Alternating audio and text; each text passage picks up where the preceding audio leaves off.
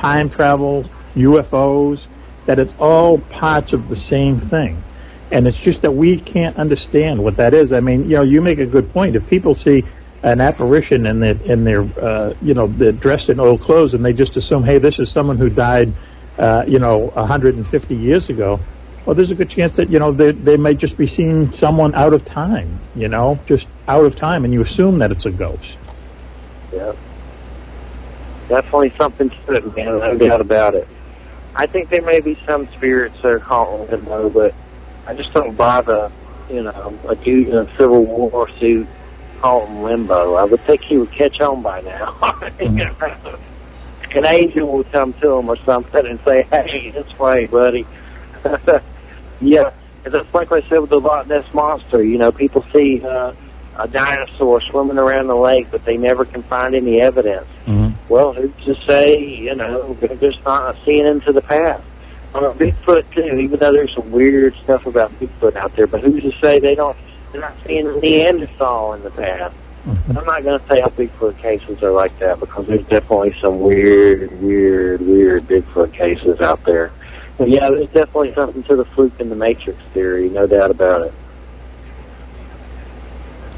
Well, yeah, I mean, I agree. I mean, there's lots of instances too where if you look, and I know this only from watching like the Discovery Channel and the Science Channel and everything, but if you get down to these things like quantum physics and all this kind of stuff, they look at the smallest things that we can possibly see, and you see all kinds of strange stuff happening down there. Like there's examples where if you do an experiment having to do with electrons and photons, if you do the experiment and you're not watching it, it comes out differently than if you do the experiment and you're observing it. They say that if you are looking in on these things, they act a certain way, but if you're not looking in on them, they're acting a different way. I mean, what does that mean? I mean, that is creepy, and those are the basic fundamentals of everything that exists. So, who knows what's going on? I just hope that we find out what's going on in our lifetimes, if you know what I mean. I hope that we solve this puzzle before too long. Right. Well, the person actually doing the experiment, in that scenario, is going to be thinking of a different outcome than the person probably watching it. The person probably watching it is just watching it. Doesn't really have any stakes in it. The guy running, definitely. Maybe that has something to do with it. Mm-hmm. Yeah, well, your preconceived notion of what the experiment is going to look like. Right. But if they do the experiment like and they do this all the time, it's called the slit experiment, where they shoot protons at a black screen and through two slits. And if you're watching it, the protons that land up on the black screen behind the slits are in two perfect lines. But if you're not watching it, it comes out into a scattered, like a scattered design. And the only way it changes is if someone's watching it or someone is not watching it. So it's almost like whatever is happening down at that very, very small level, if it's like God or someone saying, if you're watching, it's going to come out this way, but if you're not watching, it's going to come out another way. And I mean, this is stuff that even freaked out Einstein. He had no idea what was going on with this stuff. And even the most famous physicists of quantum physicists of the day cannot figure out what this means, but it does happen. Yeah, one thing I wanted to say, who's to say 100 years from now when I'm dead, someone's living in this house and they see me on a cell phone and they're like, hey, I saw a chubby, pale, bald guy on a cell phone, this weird square box talking about seeing that more. Eating a chicken wing. Hey, guys, got to go on break for like 10 minutes real quick. Okay. All right. Okay, sounds good.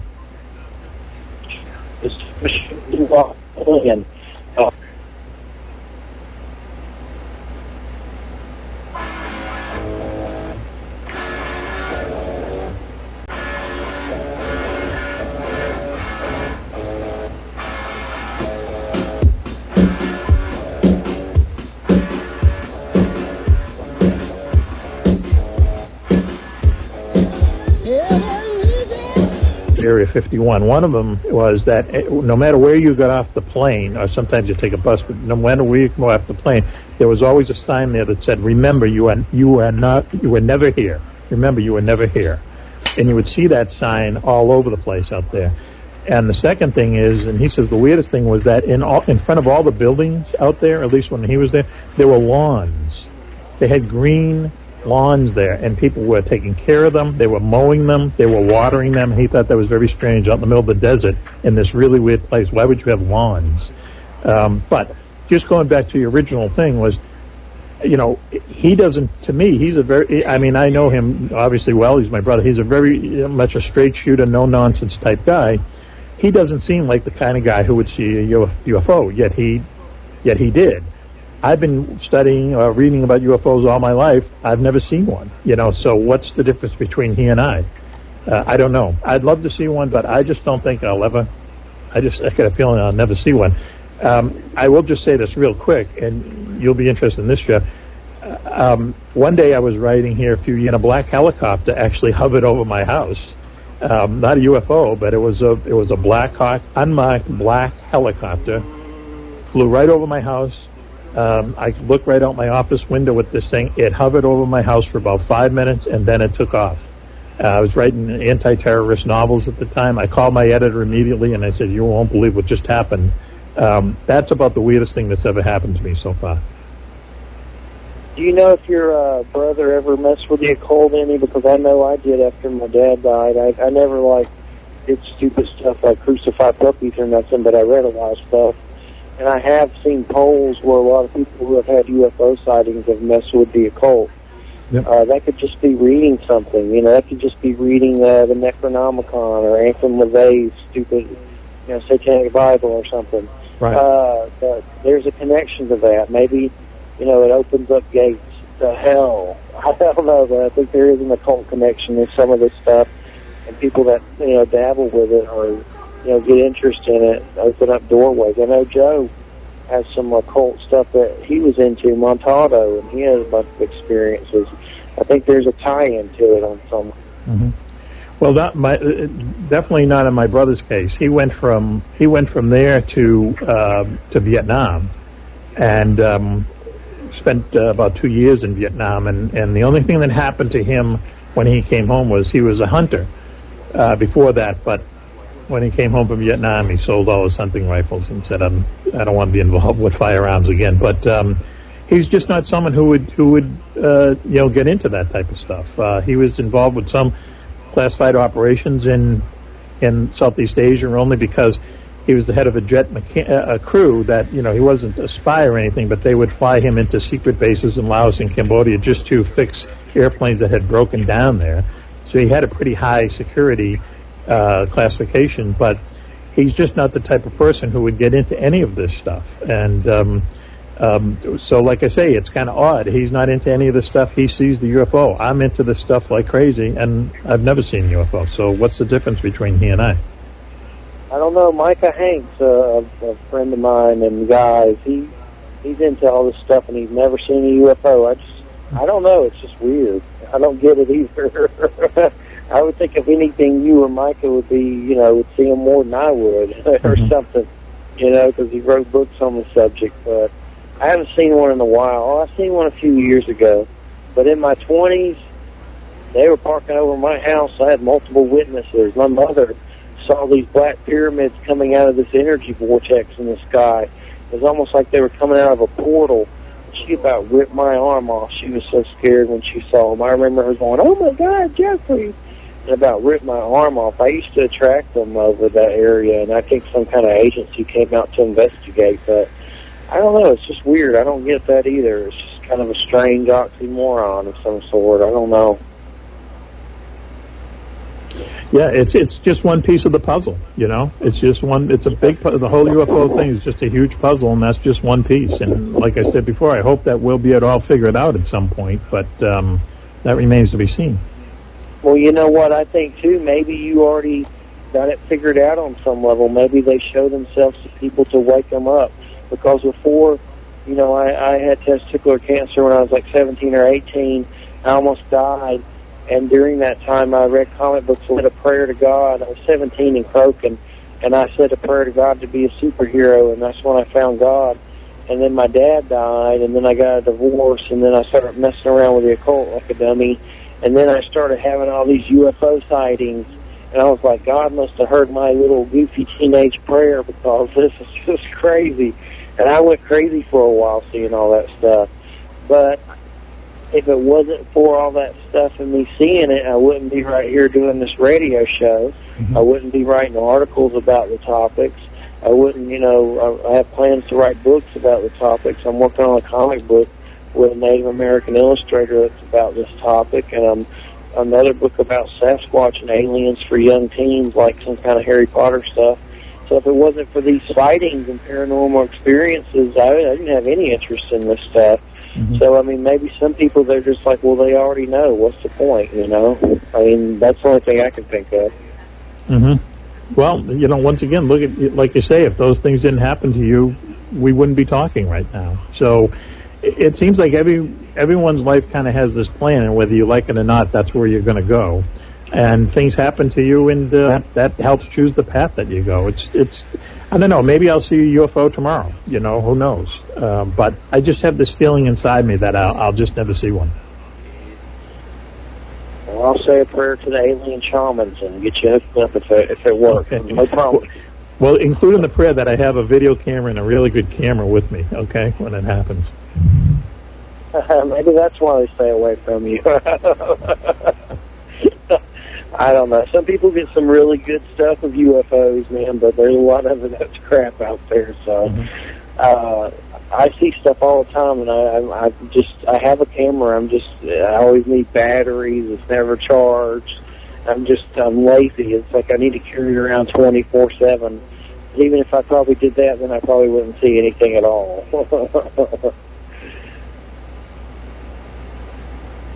But as far as what are some recent UFO stories you've heard lately, like around this year or last year, that are pretty fascinating? Anything new that you heard about?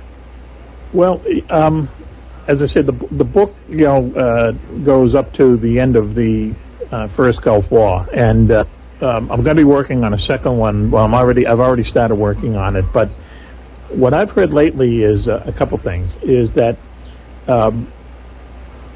during the war in Iraq, there was definitely a lot of UFO sightings made by both sides. In fact, there's a story in the book about, there's a chance, and once again, it's one of these episodes where we felt we had to put it in because we saw it so many times that we couldn't leave it out.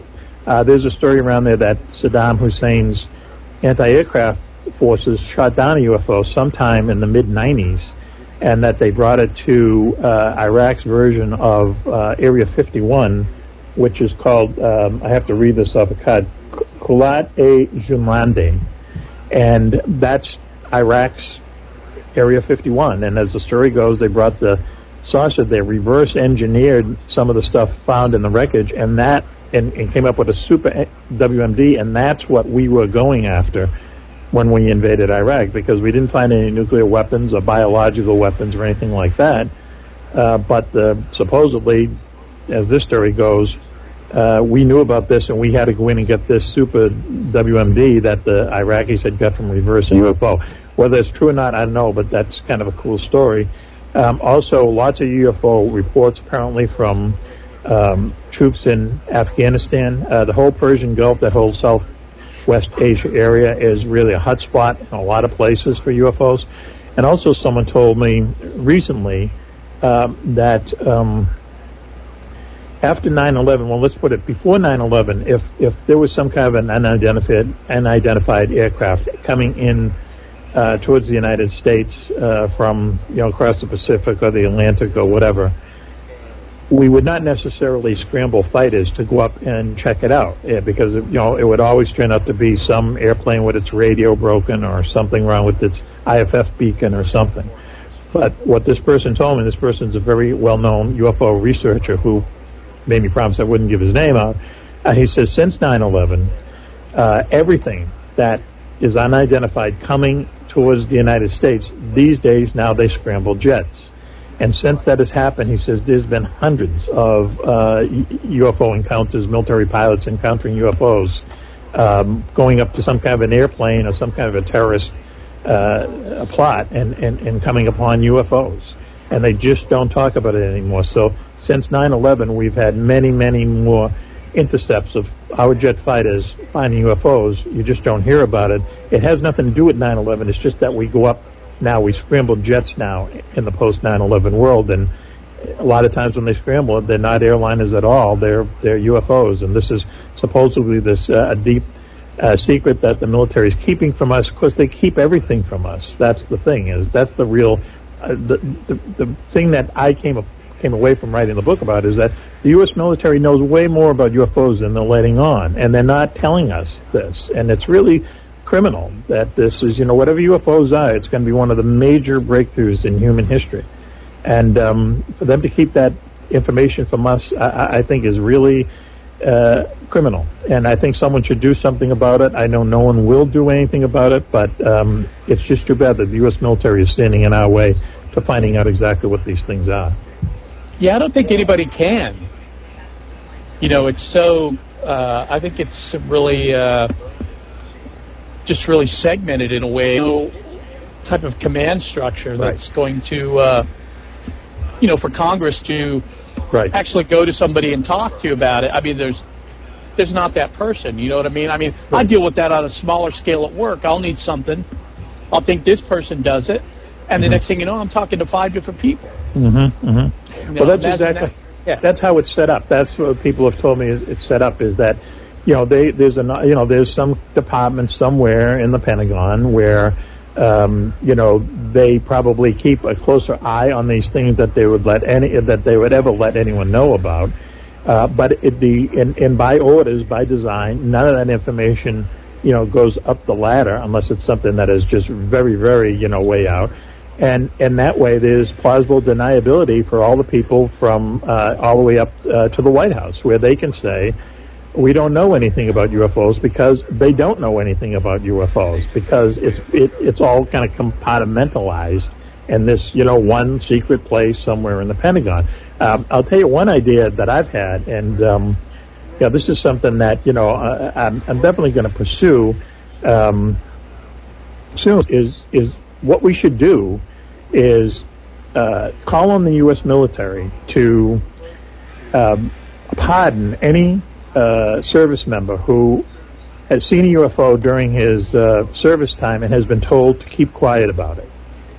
That's what happens, especially to military pilots, is they're seeing these things all the time, airline pilots too, but they're told, don't talk about it. If you're an airline pilot and you talk about UFOs, forget it, your career is over. But if you're a military pilot and you talk about UFOs, there's no way you're ever going to fly an airplane again, because that's just the way the atmosphere is around UFOs, because they threaten you with, basically the end of your career if you talk about what you see. And it's the same for people who are no longer in the military. I mean, that's another thing I came away with in writing this book, is that there were so many people who were told by higher-ups, don't ever talk about this again. And it's a credit to our U.S. military that so many people keep that pledge, and they go to their grave keeping that pledge not to talk about it. But I know that these veterans come up to UFO researchers at these various conventions and everything, and they say, I just wish I could tell you what I saw. I took this pledge, for my country not to talk about these things. Well, what we should do is call on the U.S. military and say, release all these people from these pledges that you made them take. Let them speak openly about UFOs that they saw while they were in military service, okay? And if they did that, think of the wealth of information we would have that is now hidden. Think of the wealth of information we would have on UFOs, and it would probably bring us closer to figuring out what they were. And then the side effect is that if the U.S. military doesn't want to do this, then it proves that they're holding something back, that they're hiding something from us. So I think that there should be some kind of an amnesty program for people who have seen UFOs during their military service, to not fear of what would happen to them with their pensions, or if they're still in the military now, nothing would happen to them in their career. Let these people talk. Let them come out and tell us their stories, and let the chips fall where they may. I think that's something that all UFO researchers should get together and try to do. I think that would really advance the whole idea of looking into UFOs. Mac, I wrote an article in Examiner recently saying that the petitions going around about this stuff were hopeless, which nobody's hardly signing them, and the government doesn't care about petitions. And then I said, what would happen if we did a class action lawsuit against the government? And Grant Cameron replied to my article and said it was a great idea, but too many people in ufology treat it more like a hobby and not so serious. Mm-hmm. And, I don't think everybody treats it like a hobby, but I don't think there's enough serious people to do something like a class action lawsuit. That would be a very courageous thing, which even writing an article like that, even though it wasn't as popular as I would have liked it to be, I was afraid I was going to get whacked just writing an article like that. But it upset a lot of people because I said basically these petitions are just worthless, which I think they are. Well, the petitions, they bog down. I mean, the deck is stacked against you with the petitions because first of all, they would raise the number of signatures that you have to get, and you get back to what we were talking about a little while ago, is that, if you went to Obama today, or Bush before him, or Clinton, or whatever, and you said, what do you know about UFOs? He can truthfully say to you, it seems, I don't know anything about them. But you're asking the wrong question. You have to say, is there some place in the U.S. government that still studies UFOs? If you could get a transparent answer to that, then that would be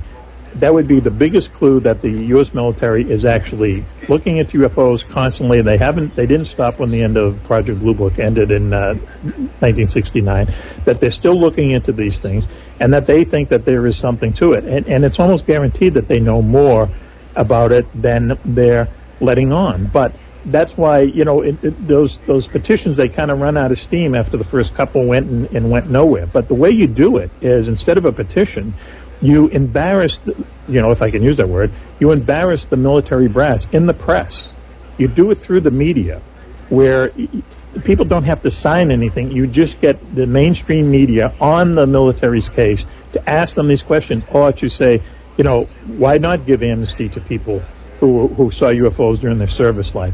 Tell us more about it. You have to embarrass them through the media, the mass media. And but see, it's very hard to get mainstream anything with UFOs, and that's a hurdle you have to overcome for that. But I think that doesn't mean you don't do it.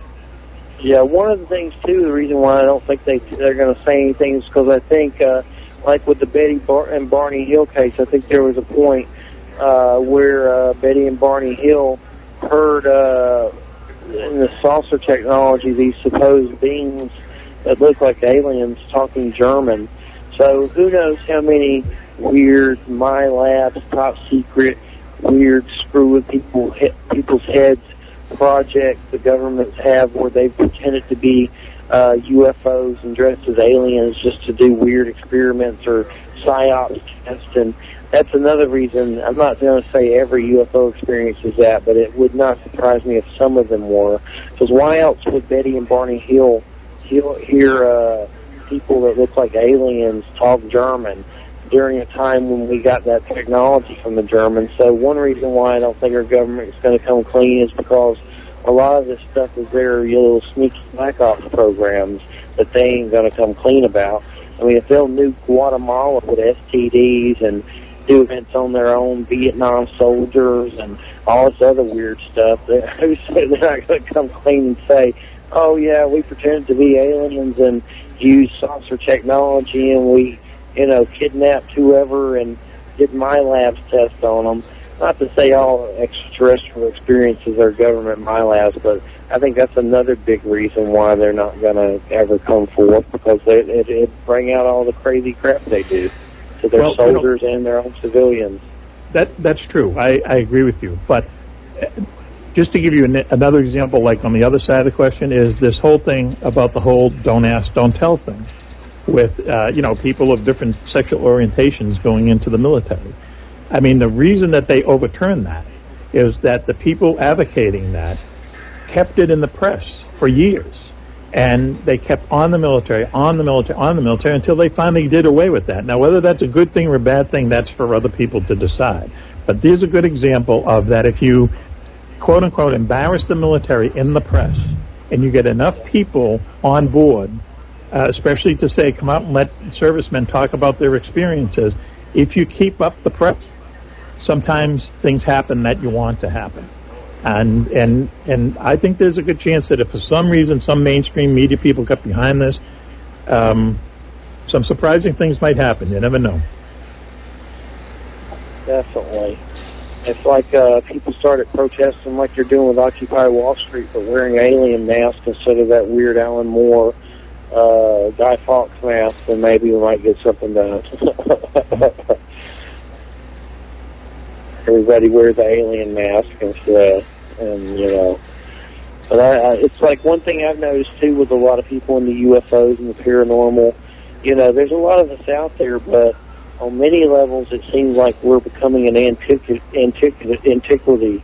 vintage. We're like becoming an 8-track. You know, we need more DVDs out there. When it comes to our crowd, it seems like it's kind of, there's a big crowd of us out there, but we are kind of, you know, when it comes to the scheme of things, we are kind of vintage, if you know what I mean. Well, on a lot of levels. But there's a lot of people, I think that the level of interest in UFOs is growing all the time. I think when you go on YouTube, they said, you know, a lot of the stuff on YouTube obviously is made up stuff or photoshopped or, you know, seagulls or whatever, but there's still a lot of it out there. And there's a lot of, as you say, DVD, UFO DVDs, lots of books, lots of radio shows. I'm amazed how many UFO radio shows there are in this country. I've been on a lot of them. Magazines. I think that the interest in UFOs is growing. People want to know, you know, what they are. I think a lot of people yearn for them to come here and save us. I think there's a big element of that in it. I think just people want to know what's going on in every aspect of their lives. They want to have some kind of control over it, and I don't really think interest in UFOs will ever go away. And it's really due to, you know, guys like you guys and these other UFO researchers who are either on radio shows or write about this. The other people who keep this going. When the puzzle is finally figured out, it will be because of you guys that the interest remained high for people to finally figure out what these things are. So I'm more of a reporter. I report what you people do. I'm not a UFO researcher myself, but as I say, you know, when the thing is finally solved, it'll be because you people kept the funding until, you know, scientific people actually looked into it and figured what it was all about. And it's been going on since Rome, baby. That's right. Since Rome has been on fire. Definitely. We're firing catapults at the wall of deception, but sometimes I think we get burned out and bitter about it, but we still light up the catapults and keep them shooting. Mm-hmm. Hopefully it'll break down one of the walls. So yeah, I know what you mean.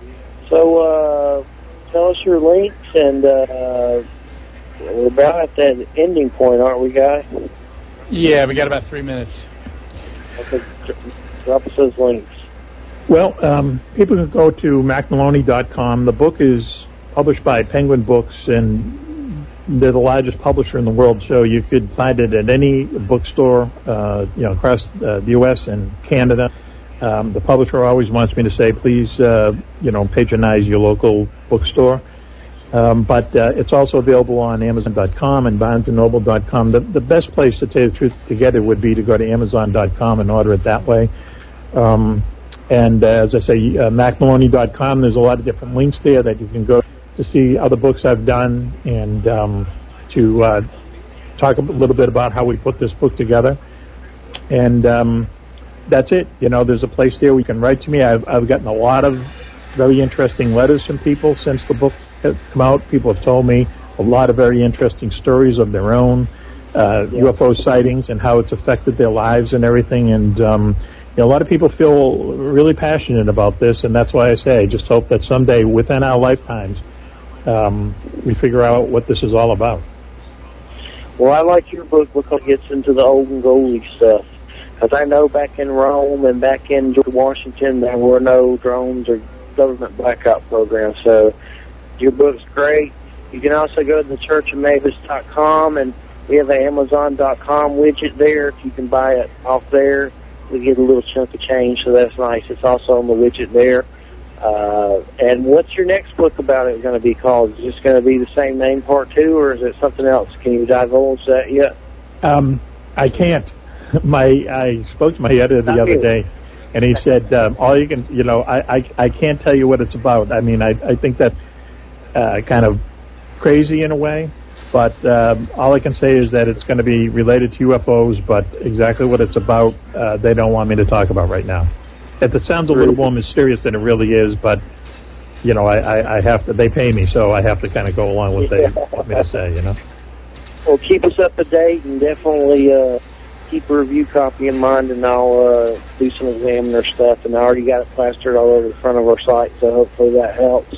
Well, that's been great. A pleasure, man. Been a pleasure, and loved it a whole lot, and definitely keep in touch, and we'll have to get you on for a round 2 when your other book comes out for sure. Everybody, check out the churchofmavis.com, explore it. We're going to have a store coming up soon where you can purchase old shows. You can purchase that David B. Edney Sympathy for the Devil show.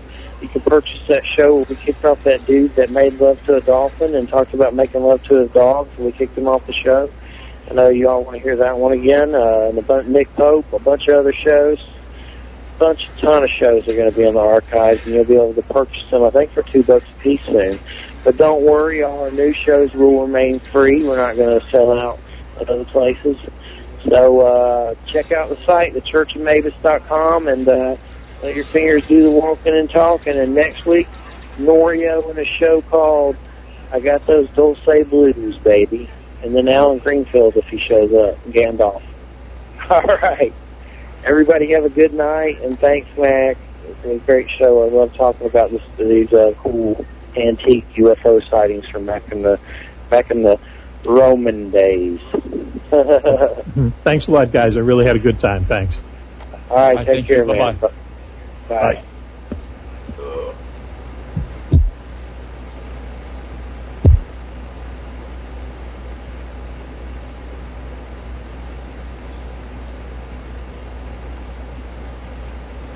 Dance around me.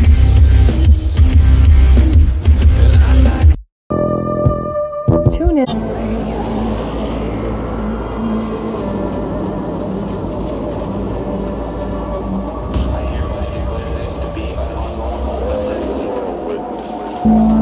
My name is Maven. I can't go wrong. I'm afraid. I'm so afraid. I'm afraid. I'm so afraid. I hereby declare this to be an unlawful assembly.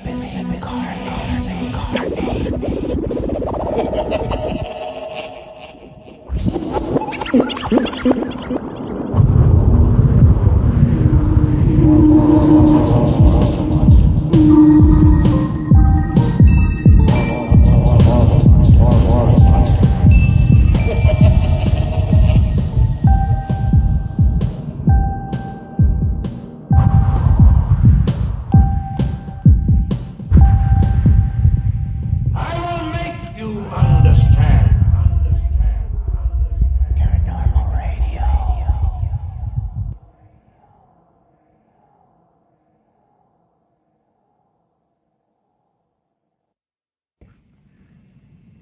Where's the music? I don't know. Did it end? Never heard any. I heard it. Welcome to the Church of Mavis. I think the music's over and we're supposed to start now. The music was lower tonight for some reason. That's Joe messing with us on purpose, probably. Yeah, he's drunk again. Yeah. So, everybody, welcome to the Church of Mavis. I just wanted to say a few things. Basically, we've come out in full support of Bud Hopkins against Carol Rainey and Paratopia, who has been smacking Bud Hop. Oh, man, what's that echo? Did you hear that?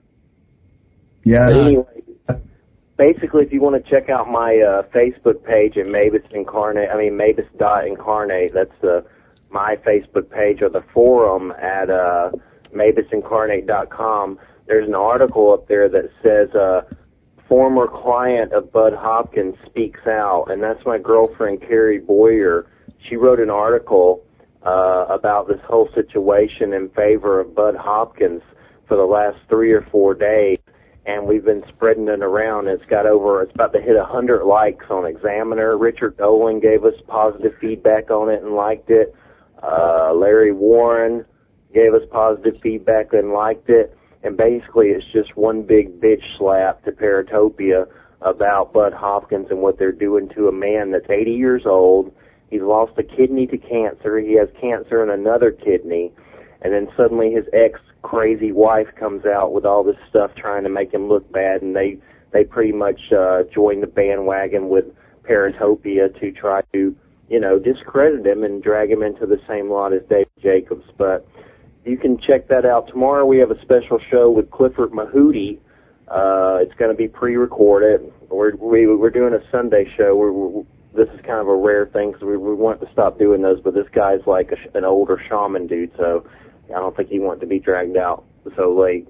So we're going to do a Sunday show with Clifford Mahoody, and 30 minutes before that show we're going to speak more about the Bud Hopkins situation and to rally support for Bud Hopkins throughout the network.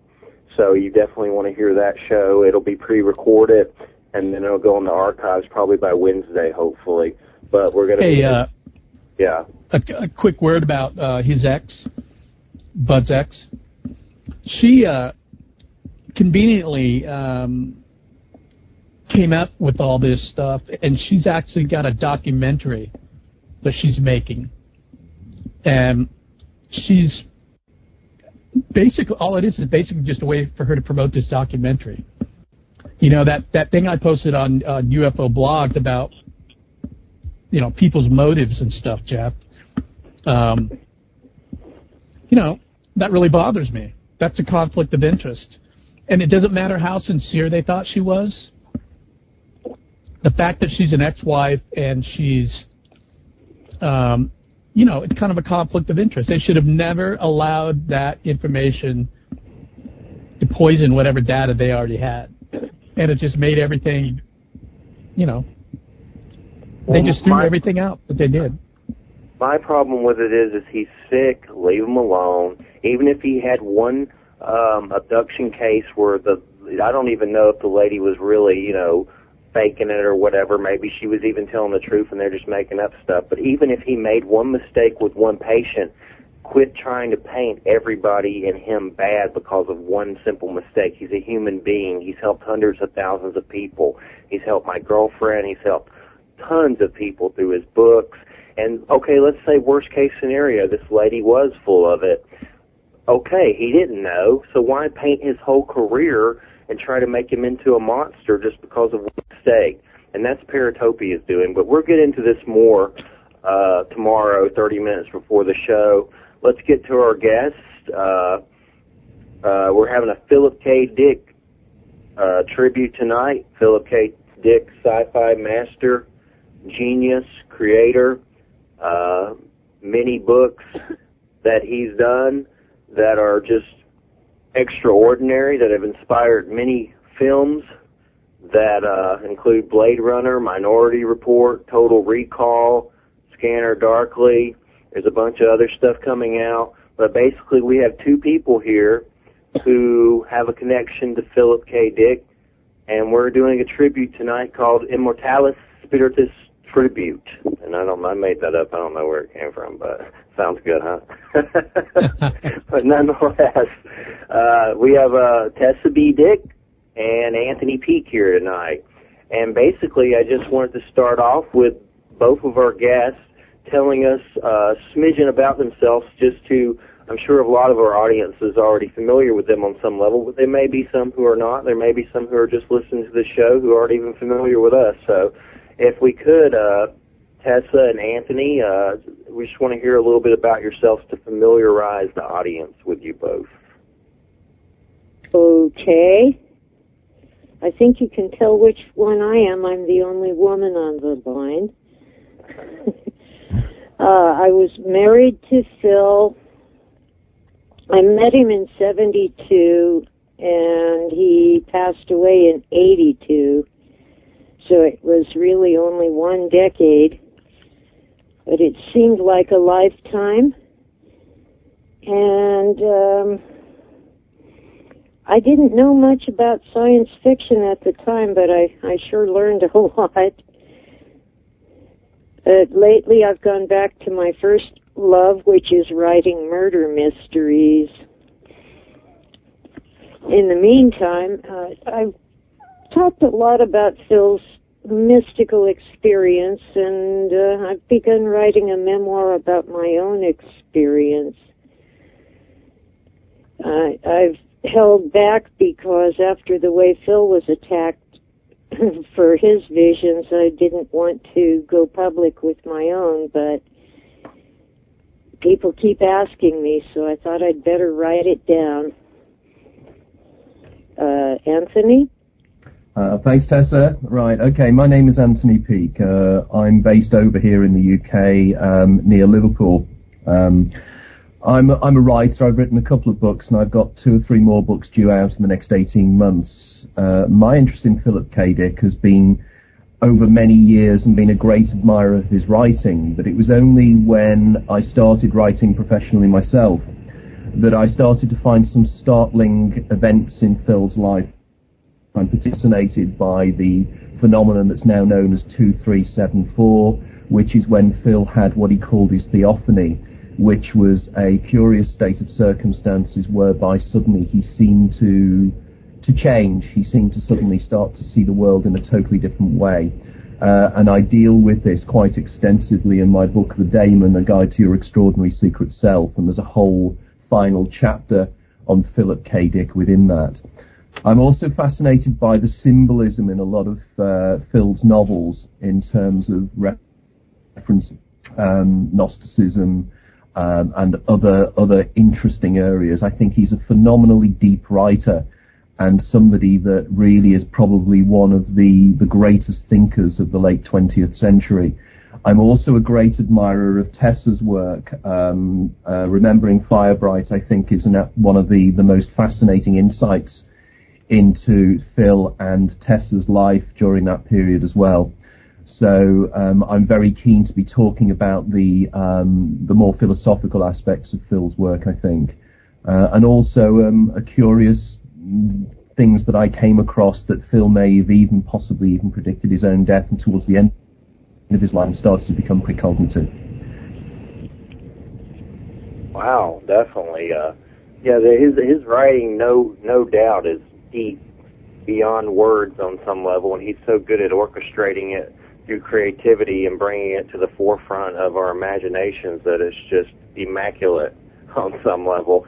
What do we know about like his childhood and his upbringing, and what led him to, what was his first book and what led him to that? Like, I don't know much about his childhood. Either of you know much about that, and what led him to his first book? As far as, was it his dream to be a writer? Was that pretty much what he was going for from the get-go?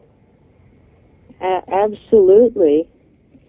His mother, Dorothy, wanted to be a writer and married a poet, but Phil began with stories, and his first sale was a story called Rug, about a dog that thought that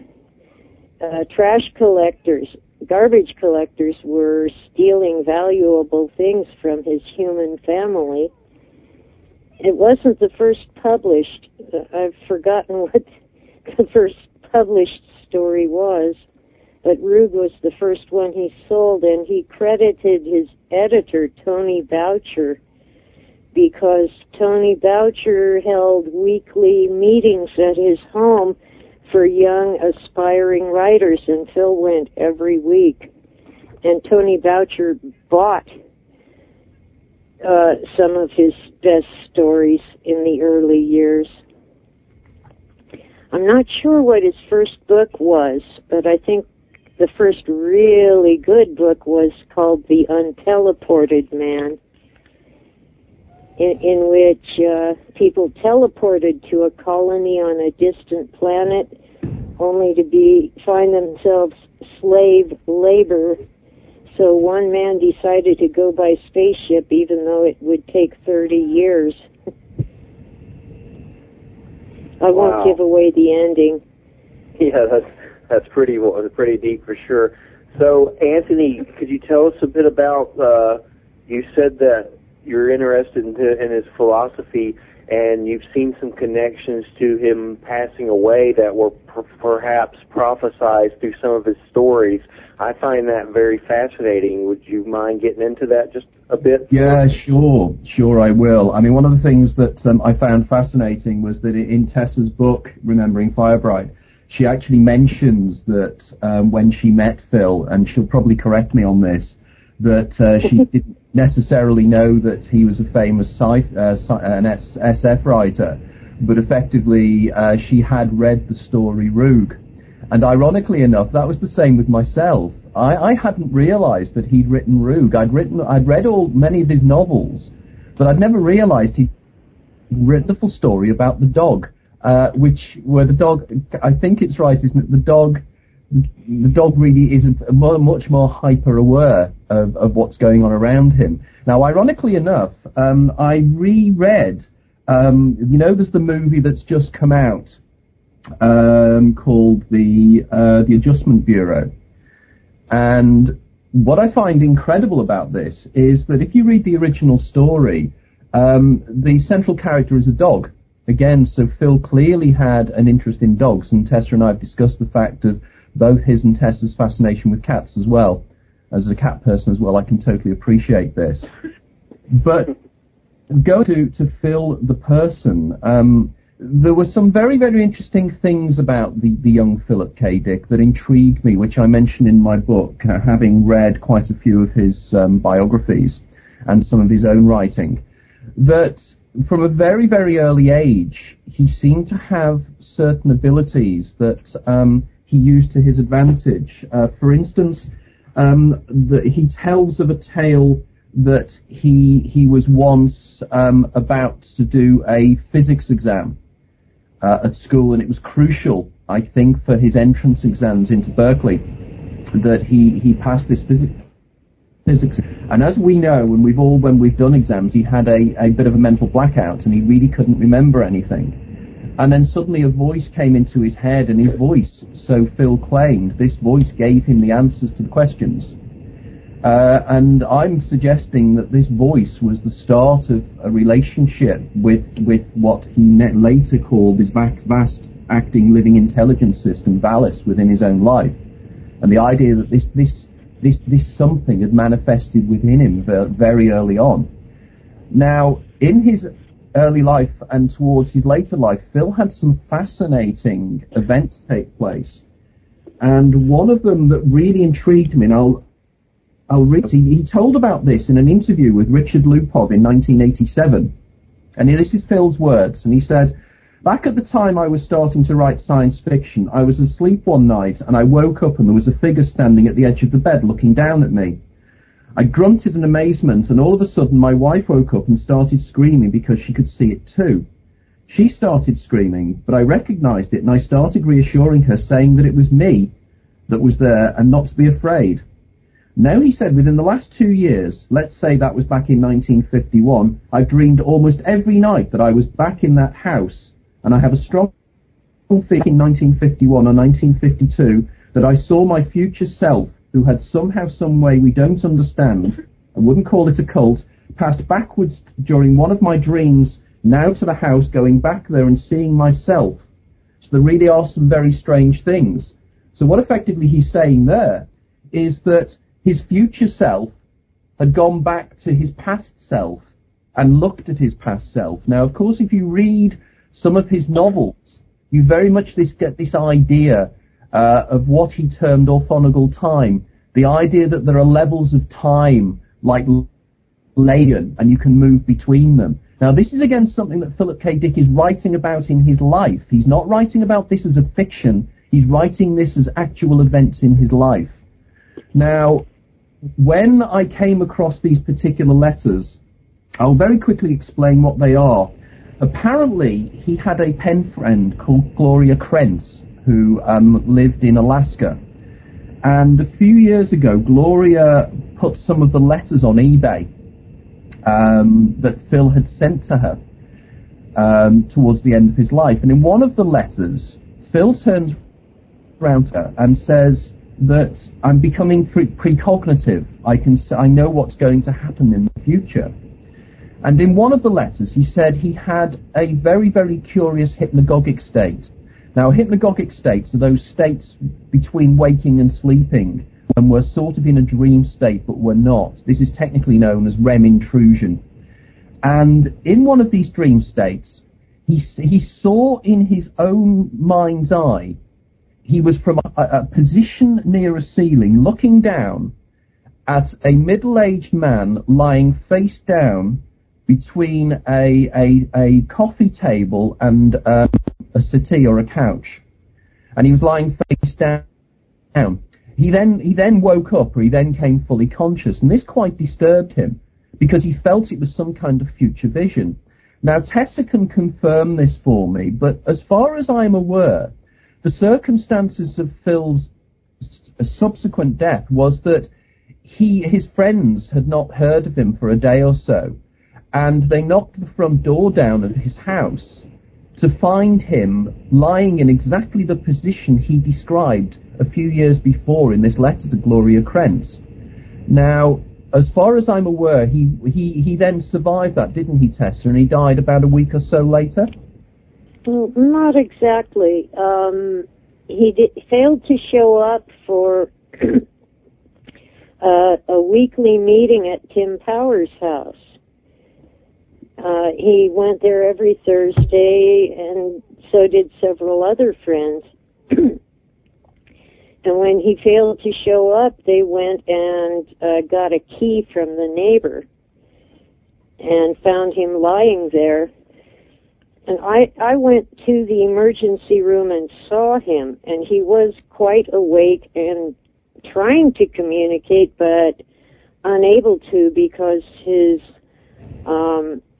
left side was paralyzed, so his mouth wouldn't work properly. But by the next morning, he was, when I saw him, he was very upset and still couldn't communicate. And I had brought a pad and pen, but he couldn't write because they had his right arm strapped to a board, and they had the IV tubes attached to that arm, so he couldn't hold a pen. And the last time I saw him conscious, he was going for... Yes, Blackie, the cat is helping. He was going for a CAT scan, but apparently he had a second stroke either during or right after that scan and never woke up again. So it was just a matter of a day before he was truly gone, but they kept him on life support until the 2nd of March, which ironically was the anniversary of his visionary experience. You know, Tessa, I hadn't spotted that until I noticed you mention this in Firebright. It's absolutely astounding, isn't it, to that level, the coincidence again. Yes, it was. The cat knows that she has me trapped. Oh, it isn't Blackie anyway, it's Inky. They're twins. She's doing a CAT scanner darkly.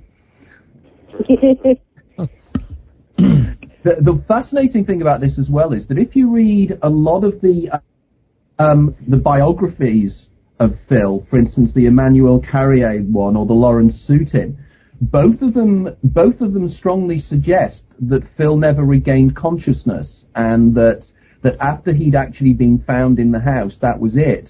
Now, what is intriguing here, and Tessa and I have discussed this before on other radio stations, is that this is of profound importance for my overall hypothesis of this, because Phil needed to regain consciousness, and I was delighted when Tessa was able to confirm to me from somebody who was there that he did actually regain consciousness. It wasn't the end of Phil, as it were.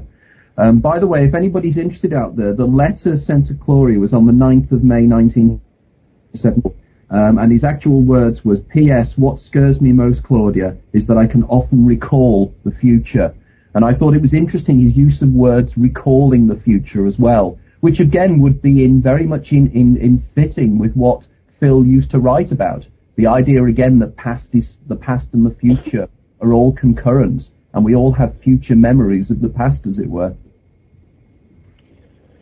Well, he definitely, when he wrote, and it's just so evident that he was tapping into like an intelligent energy or the source, or definitely channeling the universe, so to speak. It's just mind blowing, the detail and description, and just the view on the future. That's just bone chillingly interesting for sure.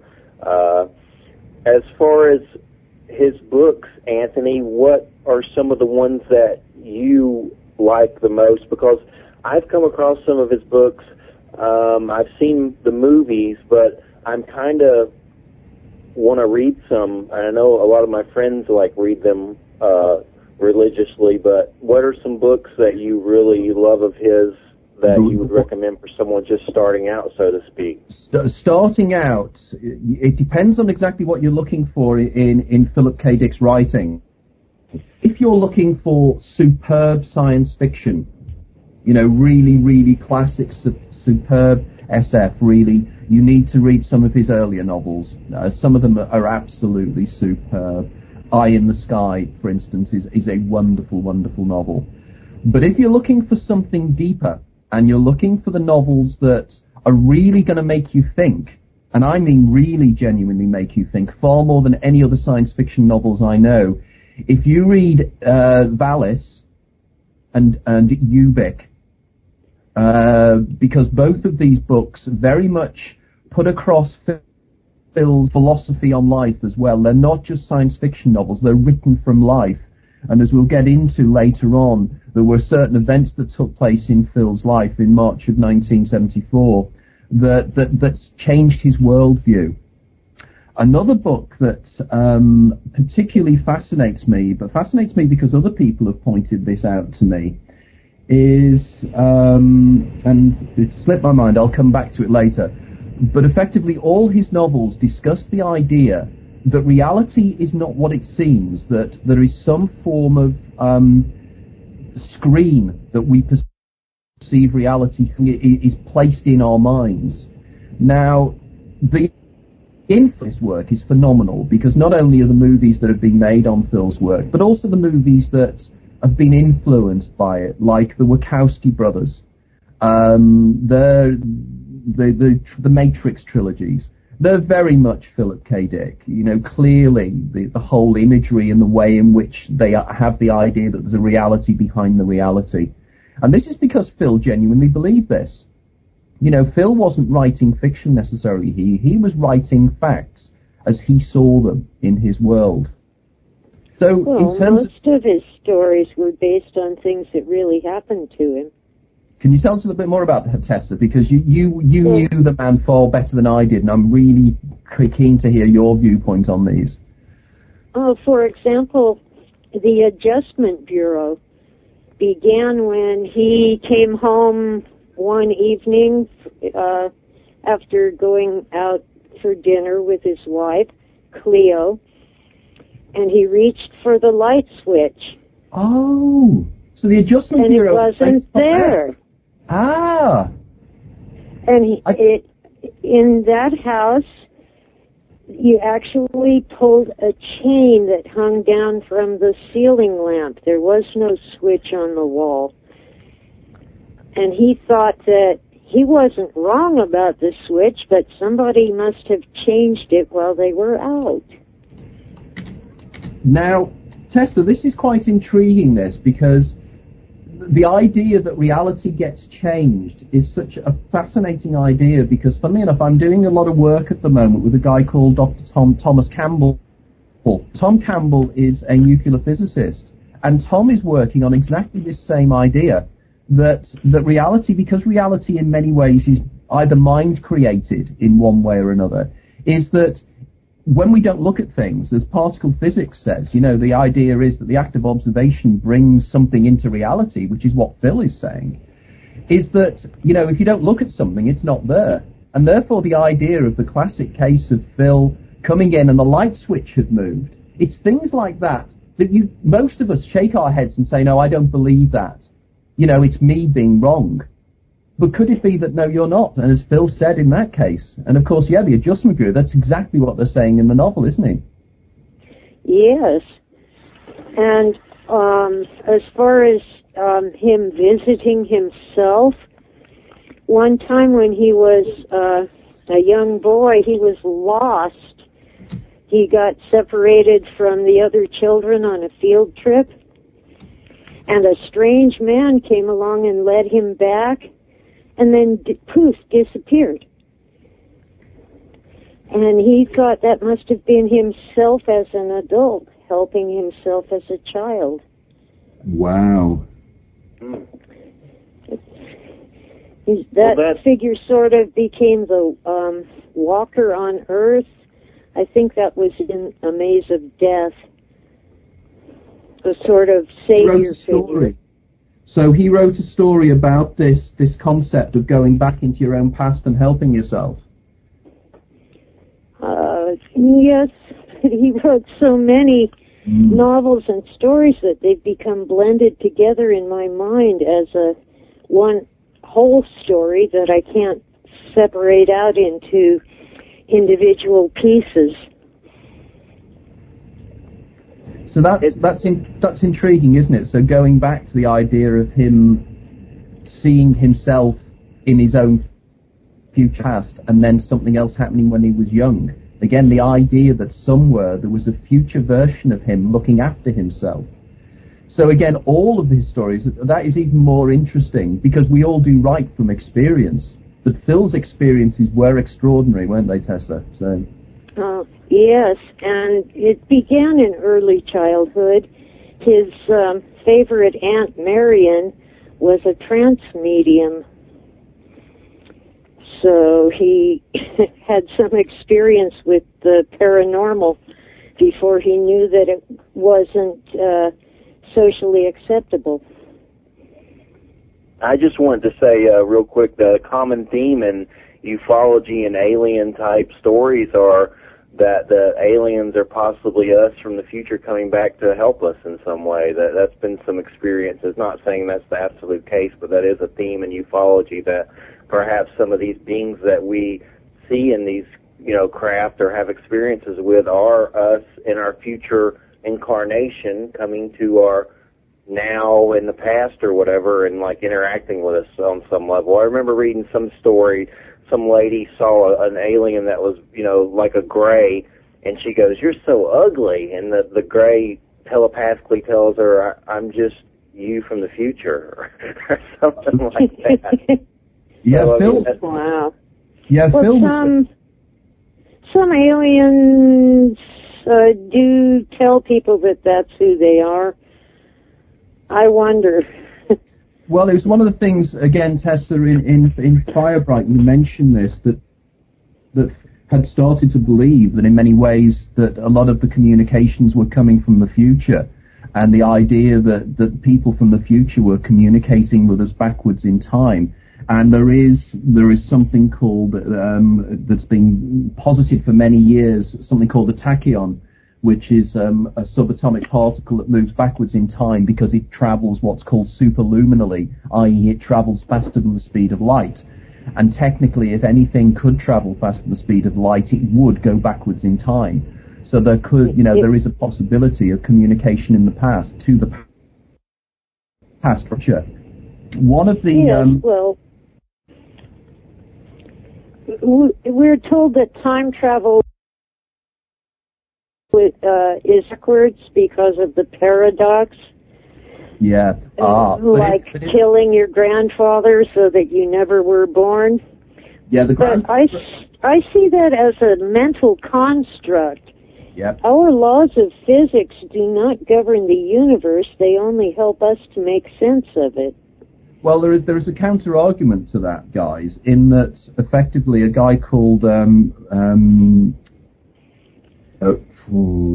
Hugh Everett III in 1957 wrote a PhD thesis, And in this PhD thesis, he suggested something called the many worlds interpretation of particle physics. And in the many worlds interpretation, and in the many worlds interpretation of particle physics, that gets over what's called, what we're hinting at here, the grandfather paradox, because it gets over it. And it gets over it very simply, because it says that every alternate future that is possible is already encoded into, for want of a better term, into the matrix, into Valis, or whatever we want to call it. So it's encoded in there. You could go back in time and murder your grandfather, but that wouldn't affect you because you're living in an alternate future, which of course Phil focused into, didn't he, in The Man in the High Castle? The Man in the High, was it The Man in the High Castle? I always get that wrong. Is it Man in the High Castle? Yes, that's the one in which not the Axis won World War II, and Nazi Germany rules the eastern United States while Japan rules the west coast, and there's a no man's land in between. And the newest movie Star Trek was based on that time paradox too. Yeah, it's because when you think about it, I mean, as Phil focused in on that particular novel, as I recall it, there are two characters in there, and one of the characters is a Japanese gentleman, and he's living in one future, one alternate future, and there's another character living in another future, and I think that somewhere there is a novel that's being written that breaks down the paradoxes. And yes, Theodore Robinson's The Grasshopper Lies Heavy. That's right, The Grasshopper Lies Heavy, yeah, that's it. Robinson lives in the no man's land, and he's based on Robert Heinlein. All right. And Heinlein wrote that in Stranger in a Strange Land, didn't he? Yes.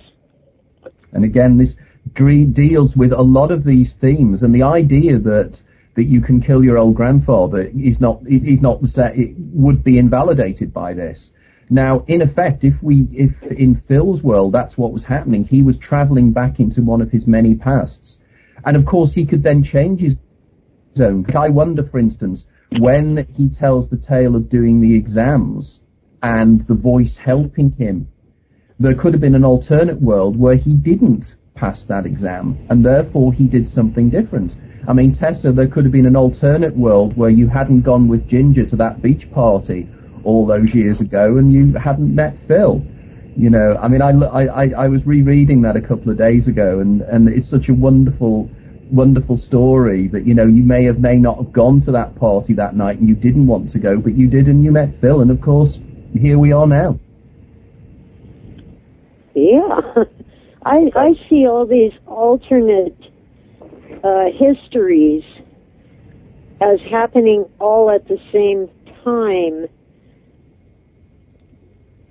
It's only the way we think, the way our brains are designed, that separates them. So when Phil saw the Roman Empire overlaid on Fullerton in 1974, he was getting a glimpse of reality as it really is, and that can drive a person mad. Hey, Anthony, do you think maybe there's some connection? I'm looking at your the book, the Daemon. Yep. And do you think maybe there's something that you talk about the duality of the brain, that maybe one half of Philip's brain was just going kind of crazy? Well, no, it's exactly what I suggest. I wouldn't suggest he was going crazy. And again, no, not crazy, just kind of. But what was happening was, I mean, effectively my hypothesis says that there are two elements to human consciousness. There's the eidolon, which is the everyday consciousness, the daemon. And the daemon, without going into the technicalities of both my books, the daemon effectively exists outside of time. And not only that, but the daemon actually knows your whole life because it's lived it before. And in which case the daemon itself and Phil's daemon, whether he called it Valis, whether it called it Sophia or whatever, became manifest during what he called his theophany, which were the events of March 1974. And when this demonic side of him became manifest, he suddenly became much more, not much more intelligent, but he became more self-aware. Now, in Tessa mentions the fact that Phil had been quite fascinated by the idea of bringing together the left and right hemispheres of the brain by taking large doses of vitamin C. And there had been a book written on this by somebody called Harvey Ross. And Harvey Ross was suggesting that if you can bring the right and left hemispheres together, you'll become a more evolved being. And in many ways, I think this was what was happening with Phil. And in fact, in my books, I deal with lots of historical people who have been through this process. But I genuinely believe that Philip K. is probably the best example of what I call my Damon Eidolon dyad that I know of, because he manifested all of the elements of it.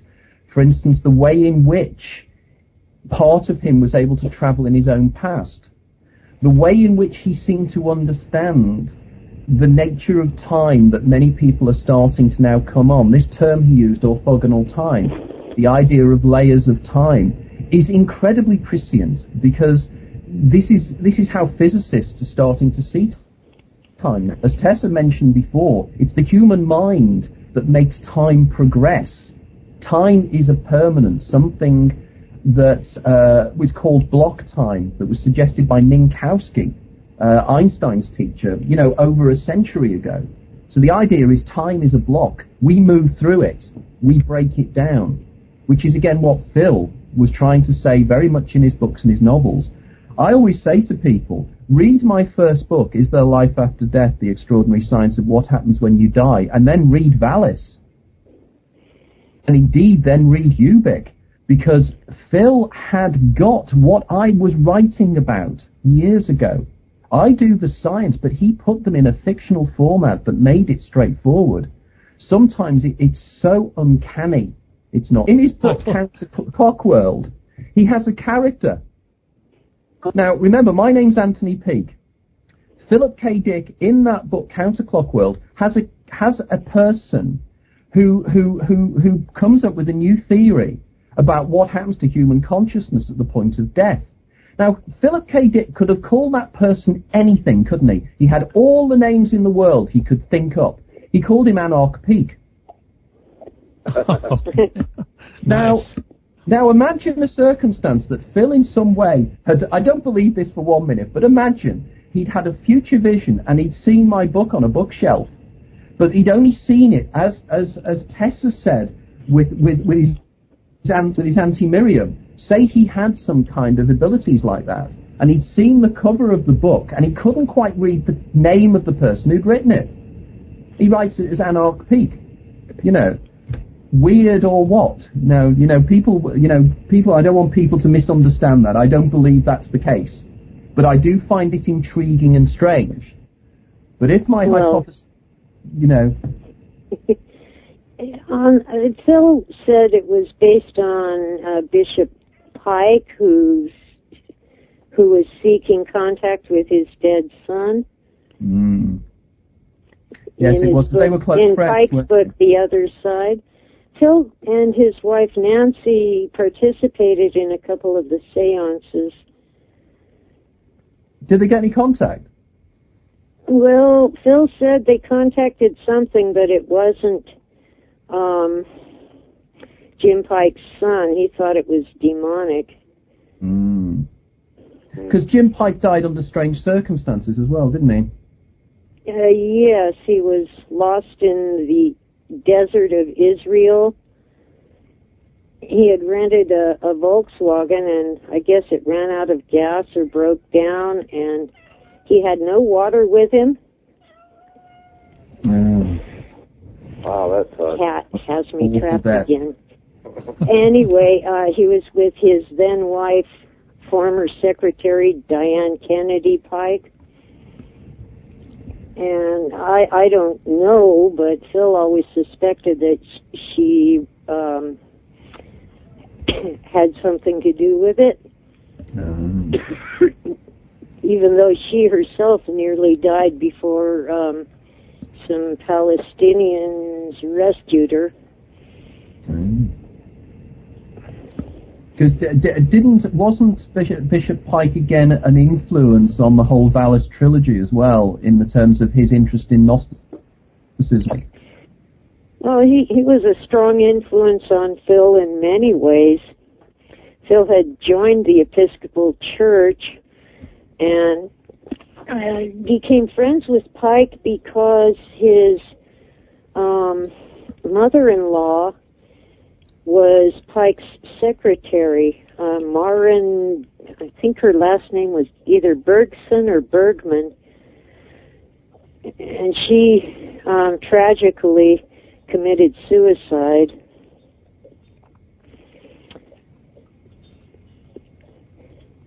Phil himself became suicidal several times. Tessa, what was Phil's belief system as far as spiritual? Is it religious, or what did he believe? Well, he was an Episcopalian as an adult, but he didn't attend church because of what he considered an ethical problem. They would not give him a church divorce from Anne, and they wanted him to confess the sin of marrying Nancy, and he refused to insult his wife that way. Ironically, when we broke up, the church refused to give him a divorce from me. Same church. He did often attend, not necessarily attend services, but he would talk with the priests at the Episcopal Church and discuss theology. But mostly he was self-taught in both philosophy and religion, and he read a great deal about the Dead Sea Scrolls that fascinated him.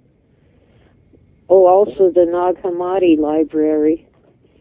Unfortunately, we didn't have the internet back then, so he had to go to the library and find the dusty old books that no one else ever read. What was his perspective on evil in his books and things? Was there a source of it? Like, was there ever a source of evil in a lot of his books? Like, Anthony, did you get on that in a little bit?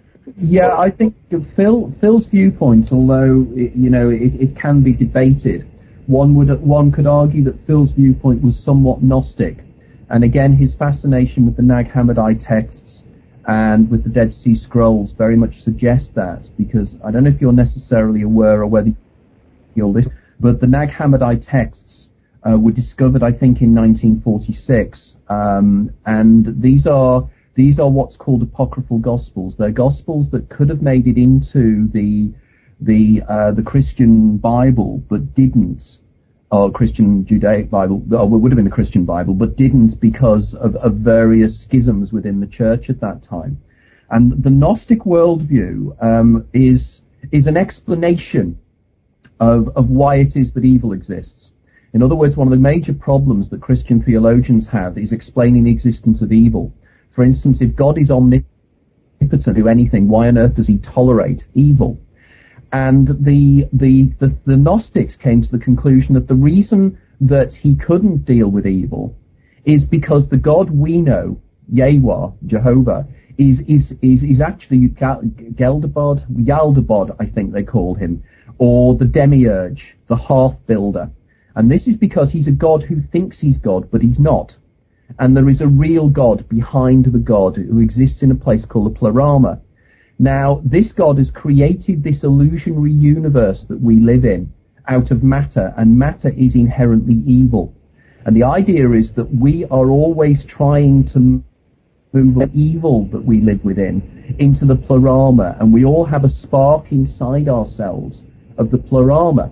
Now, if you understand that, and you understand that some of Phil's positions on this was Gnostic, you will understand the workings of many of his novels, because he also was fascinated by a concept called Maya, which is a Hindu concept, which is that we survive within, I think Phil called it the Black Iron Prison. I might be wrong on this, Tessa, but he calls it the Black Iron Prison, which is the world of illusion that we live within. And behind this world of illusion is something he called the palm tree garden.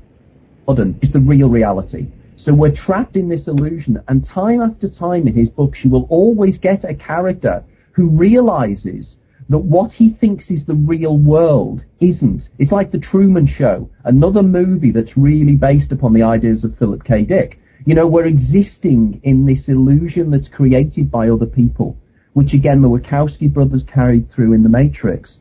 But effectively, this is very much Phil's theology. Now, on top of that, one could also argue that there are elements in Phil's theology, which is he was fascinated, I know, by the writings of Nietzsche, and he was also fascinated by, I suppose, some of the modern French writers and their idea of mind works, you know, the existentialist, people like this. So he was a profound, complex writer. Tessa, have you got any comments on that? Well, he was more fascinated by Schopenhauer than by Nietzsche. Right. He found Nietzsche distasteful. Nazis. Schopenhauer, according to Phil, exhibited a very deep depression out of which genius flowed. And he thought that was a lot like himself.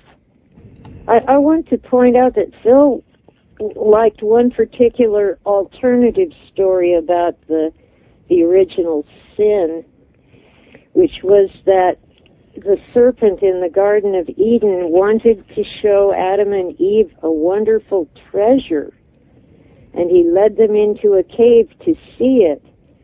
But it was so dark in there that they couldn't find their way out, and we're all living in that cave, which is very much like Plato's cave, where all we see are the shadows on the wall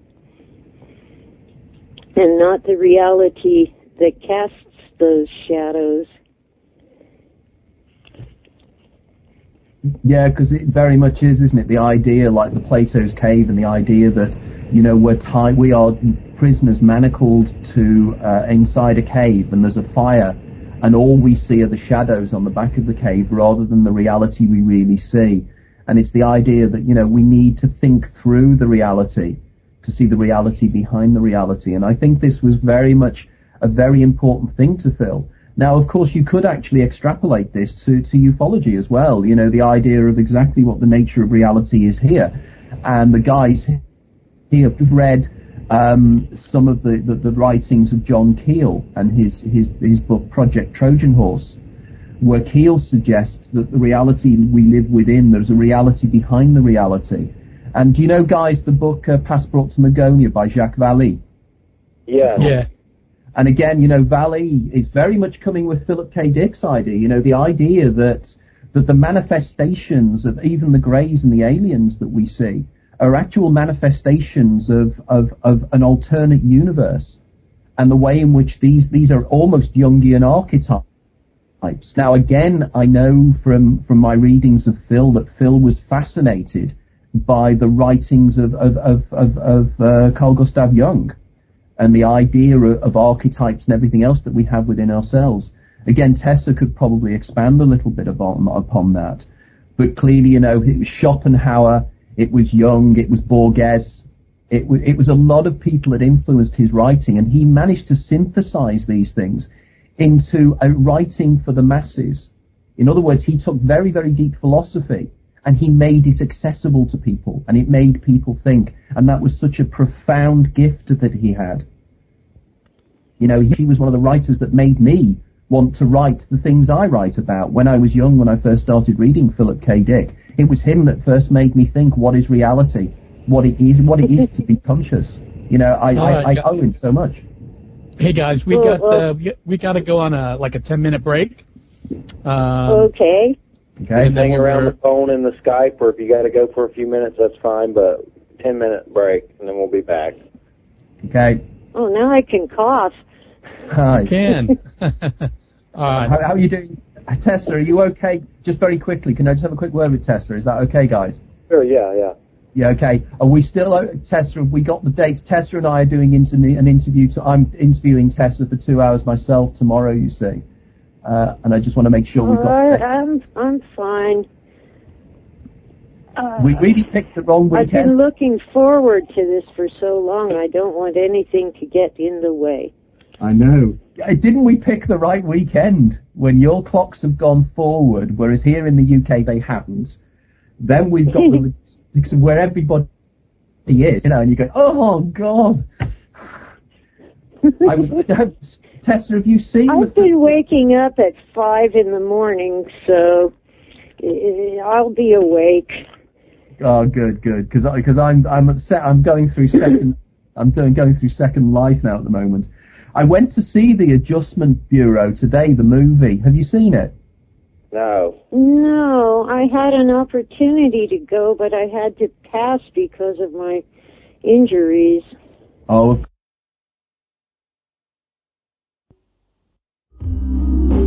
Are you interested in a radio program that focuses on the deeper aspects of the UFO topic? Would you like to explore the facts and truths of what ufology and UFO research are all about? Then please join us here every Saturday evening at 7 p.m. Eastern, 6 p.m. Central for Eye to the Sky, the UFO Synopsis, with your host, D. Andrew, right here on the UFO Paranormal Radio Network. And remember, UFO research is not a belief system.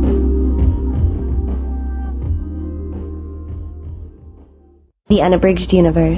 Join us from 7 to 9 Central Standard Time. Saturdays is host Jason Wilson and I, Victoria Rose, bring you the perspectives of guests on every topic, from extraterrestrials on the edge of the galaxy to issues that affect you right here at home. It's a big universe out there, and we're likely to cover anything. Do you have any topics that you'd like to have discussed? Know any researchers or free thinkers out there you'd like to have on the show? Log on to www.unabridgeduniverse.com and let us know, only on the Paranormal Radio Network.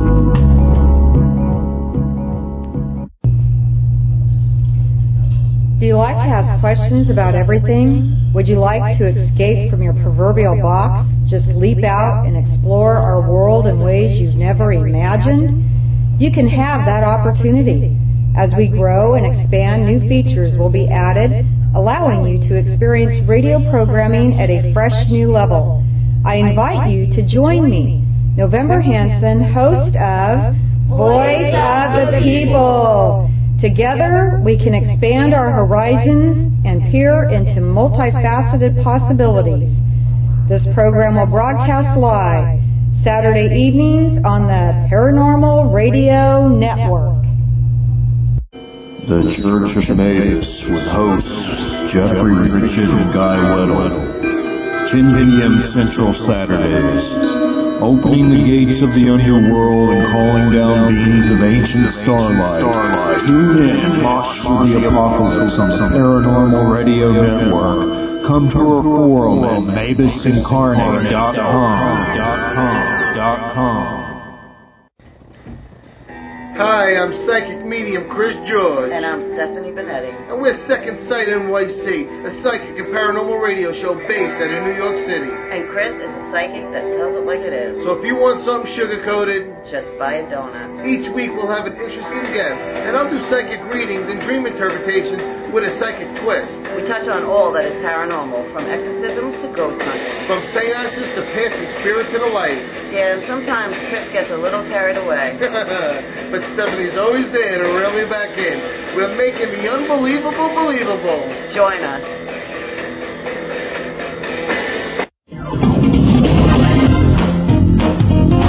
Light up your night with The Kevin Smith Show. Hi, this is Kevin Smith. Join me Monday through Friday right here on the Paranormal Radio Network.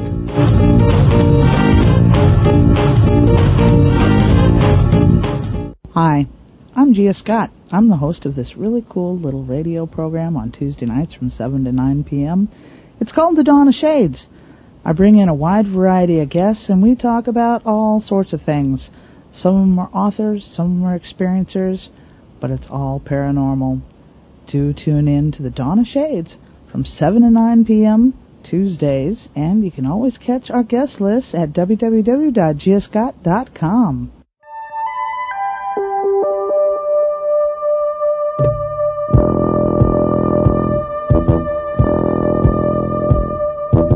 to UFO Undercover, Wednesdays at 8 p.m. Eastern, with your host, Joe Montaldo, right here on the Paranormal Radio Network.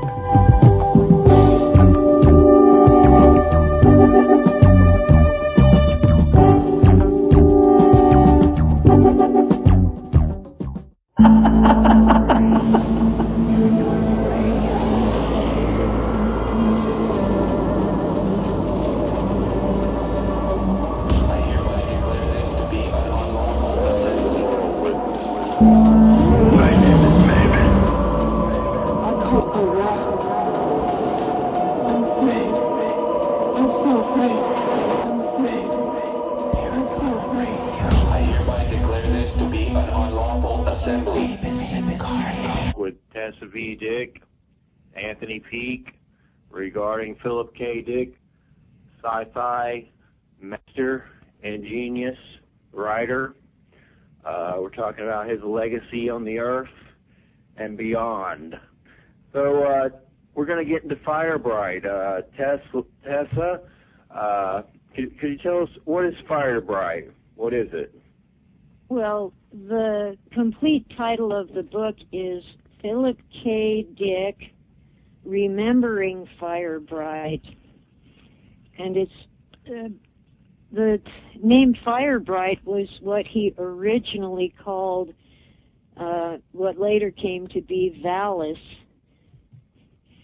It began as a little spark of light that danced around our darkened bedroom, and although I didn't share most of his visions, I did see the little dancing ball of light from time to time. A little blue globe about the size of a golf ball, and it would get bigger and then shrink down again and dance around. Did you feel do you feel it was sentient? Did you feel it was a being rather than just a light? Well, not sentient in the human sense, but more like a pet. Because you used to jump it, you were saying it used to go from your palm to palm and it used to go between you and things.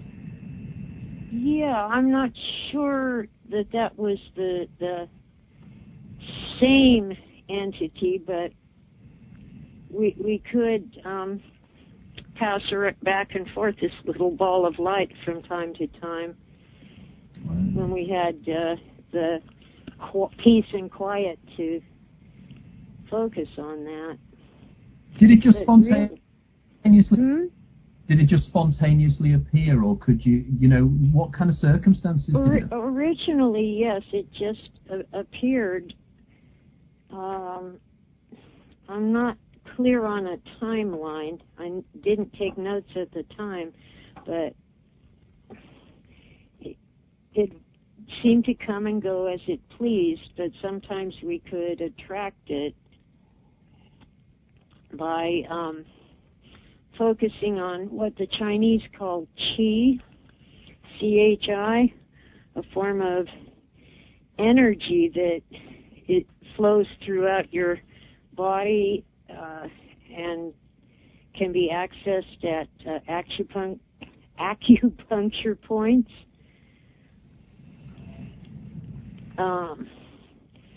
It was just a great title, I thought, and it was the first thing that he called this entity. And at one time, Firebrite actually entered his forehead. And really? Whereabouts? Literally enlightened him. Tessa, this is whereabouts did it go into his forehead? Oh, in the center of his forehead, I guess, where your third eye would be. Into the third eye and into the pineal gland? Yes. Wow. Yeah. Wow, because I don't know if you know, but I'm working with an Austrian neurologist and an Austrian psychologist developing a machine that actually, we think, generates DMT, dimethyltryptamine, in the third eye of the brain within the pineal gland. And again, we deal with light.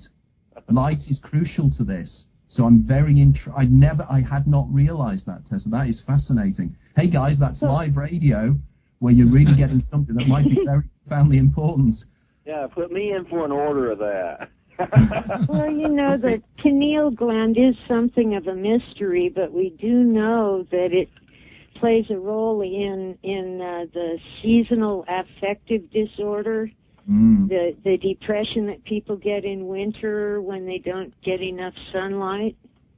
Yeah, what it does is it generates within the brain a neurotransmitter called melatonin, and melatonin is what makes us effectively go to sleep.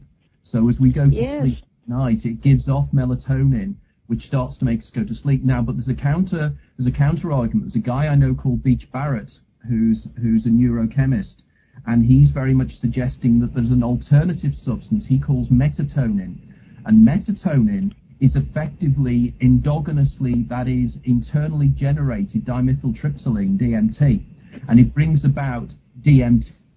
This could also be tied with ufology and the idea of sometimes could it be that the pineal gland is stimulated under certain circumstances when people feel that they've been abducted and everything else. There's a link with all this. We ought to explain what DMT is for those who don't know. Yeah, DMT. I mean, I've heard Terence McKenna talk about it, but not everyone has. DMT is an amine in the brain. It's initially found in certain plants, and it's known to be the most powerful hallucinogenic drug known to man. It's the basis of something called ayahuasca, which the shamans in Mesoamerica and Latin America take, shamanic experiences, specifically out of the body experiences. And again, in my forthcoming book that's out in November, I'm dealing with a scientific and neurologically based model to explain out of the body experiences. You also go on a shamanic journey. Now, effectively, the reason I'm saying this, Tessa, is that it was after that Phil started what I would term his shamanic journey, of the events of March 1974, when suddenly he started to see the world in a completely different way, and effectively this was what Valis was all about, wasn't it? And because you were a witness to a lot of those events as well, weren't you? Yes. It's odd that he was looking at the time for escape from a more real and tangible threat that began when the 17th November stuff.